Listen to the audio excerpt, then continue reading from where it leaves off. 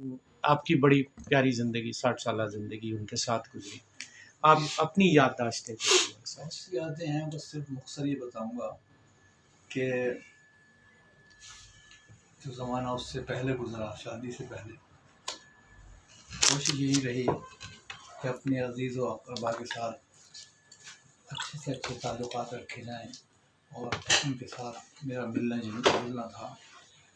जाता था लाहौर में थे, हम गुजरात में थे, सरगोधे में जाना, कराची जाना। तो तालीम का वो मरहला जब मैं ज़मींदार हाई स्कूल से कॉलेज में आया तो हमारे वालिद साहब ने कहा कि जहाँ तक पढ़ सकते हो पढ़ो, इसलिए कि मेरे दादा जो थे वो डीएसपी पुलिस थे और बहुत जल्दी इंतकाल हो गया। मैंने तो देखा नहीं, मेरे वालिद साहब बताते हैं कि मेरी उम्र 12 साल थी। तो वो कहते थे कि मैं वो तालीम नहीं पा सका, लेकिन तुम जहाँ तक पढ़ सको पढ़ो। वहाँ से बीए करने के बाद मैं लाहौर आया। यहाँ मैंने वो BA MA किया और ये जितने असातिज़ा हैं, डॉक्टर सैयद अब्दुल्ला हैं, वक़ार अज़ीम साहब हैं, अबुल सिद्दीकी हैं, इबादत बरेलवी साहब हैं और इल्मुद्दीन सालिक, ये सब मेरे असातिज़ा थे और इतने काबिल और इतने कमिटेड थे ये। और उन्हीं से हमने जो कुछ हासिल किया, जो कुछ हम नज़र आते हैं हकीकत है, वो बुनियाद उन्होंने रखी। सुबह तो उसके बाद ये हुआ कि जब शादी का मरहला आया तो हमारे यहाँ ये रिवाज था, या तो ननिहाल में या ददियाल में जो मौजूद हैं, तो वालिद साहब ने खुद ही बताया कि मैं चाहता हूँ कि यहाँ जहाँ मेरी शादी हुई थी उसी ख़ानदान में, नहीं वो करीबी रिश्तेदारी थी, वो ये मेरी शादी। अच्छा, लेकिन ये भी एक इत्तेफाक देखें कि जब पार्टीशन हुई है तो मेरी जो नानी थी, मैं बात लंबी अगर कर रहा हूँ तो कोई बात, तो आप ही के लिए तो बड़ी खुश थी कि हम लाहौर जाएंगे, क्योंकि उनका बचपन यहाँ गुजरा था। वो बताते थे उनके जो वालिद थे वो फॉरेस्ट ऑफिसर थे। तो लेकिन उन्हें ये गम ले गया कि ये घर भरा हुआ है, बेटों का की बीवियों को जहेज़ रखे हुए हैं, ये यहीं छोड़ जाएंगे। और इस सोच में वो बीमार हो गई, बेहोश हो गई एक दिन।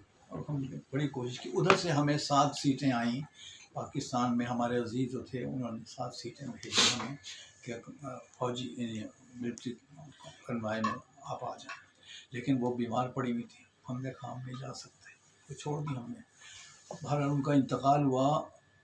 अम्बाले में कर्फ्यू लगता था 12 बजे दोपहर और शाम तक, तो सुबह उनका इंतकाल हुआ और वो ख़ुद भी कहा करती थी कि मुझे जल्दी दफना देना, किसी का इंतज़ार न करना। और वही कि 8 बजे इंतकाल हुआ उनका और हम जनाजा लेके गए, कब्रिस्तान हमारा अपना था सादात का, और वहाँ से हम वापस आए और कर्फ्यू लग गया। हम उसके बाद न जा सके और अगले ही दिन फिर हमें 7 सीटें आ गई। और हम जब सामान कुछ थोड़ा सा लेके अपने साथ चले तो कैप्टन ने कहा कि नहीं, ये सामान नहीं जाएगा, आप इसकी जगह बेशक 2 आदमी और बिठा लें, जान की कीमत है, सामान की कीमत है।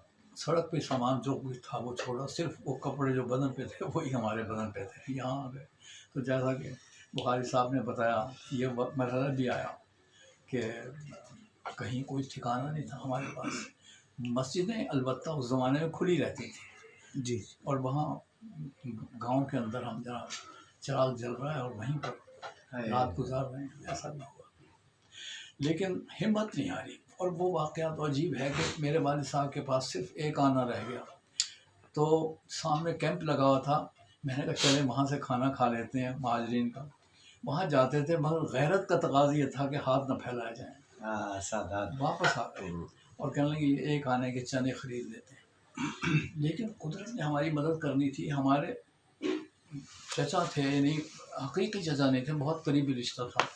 वो उन्हें हमारा पता नहीं था और हमें उनका पता नहीं था। वो वर्दी में अपने पुलिस लाइन से निकले और कचहरी की तरफ आ रहे थे। उन्होंने हमें देखा और देखते मेरे वालिद साहब से लिपट गए कि ये हाल बना रखा तुमने, क्या करना, ये क्या कैफियत है तुम्हारी, चलो वापस। पुलिस लाइन ले गए और वहाँ नहलाया धुलाया, कहा आज रेस्ट करो और कपड़े धुलवा के इस्त्री करा के फिर हमने पहनाए।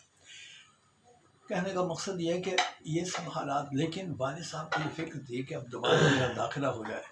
चुनांचे मदीना एक बिल्कुल गांव है सादात का, गुजरात के करीब है, वहाँ पोस्टिंग हो गई उनकी, और उसके बाद पहला मरहला ये हो कि मुझे दाखिल कराया गया, और फिर मैंने मैट्रिक किया, एफ.ए. किया, BA किया, लाहौर आ गया। ये तो सारा क्या बात। तो ये जो शादी मेरी हुई थी, मेरी वाइफ को मैंने एक ही बात कही थी कि देखें मेरे वालिद की बड़ी कुर्बानियाँ हैं कि इन्होंने सिर्फ, इनकी 30 साल की उम्र थी या 32 साल की जब मेरी वालदा का इंतकाल हो।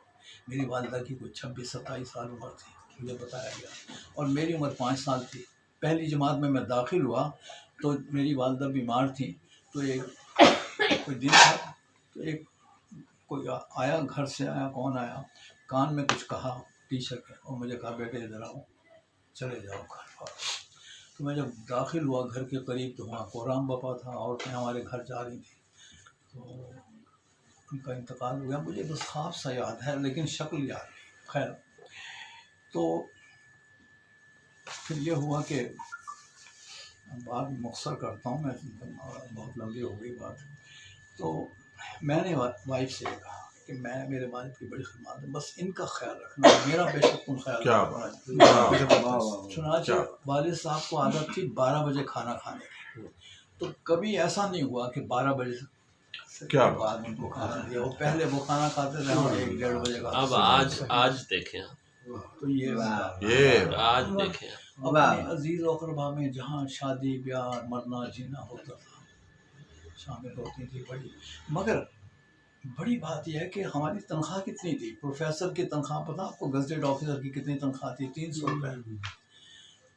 बढ़ते बढ़ते, बल्कि एक वाक़या मैंने देखा कि डिप्टी कमिश्नर की भी इतनी तनख्वाह थी उस ज़माने, सेकंड ऑफिसर था वो उस ज़माने में। तो ट्रे में आते थे वो, हम जो फिलअप करके देते थे फॉर्म, फिर उसके अंदर वो पास हुए हुए अपना निकालते थे और ख़जाने से पैसे लेते, बैंक से, जहाँ से भी। तो मैंने देखा कि डिप्टी कमिश्नर सईद कुरैशी साहब थे, जो बाद में आपको चीफ सेक्रेटरी भी रहे। हाँ बिल्कुल, एस्टेब्लिशमेंट के सेक्रेटरी रहे। तो उसकी तनख्वाह मुझसे कम, तो उस वक्त तक मेरी तनख्वाह 400 रुपये हो गई थी। इसकी तनख्वाह कम है डीसी। नीचे देखा तो उसने लोन ले रखा था 50-60 रुपया कार के लिए।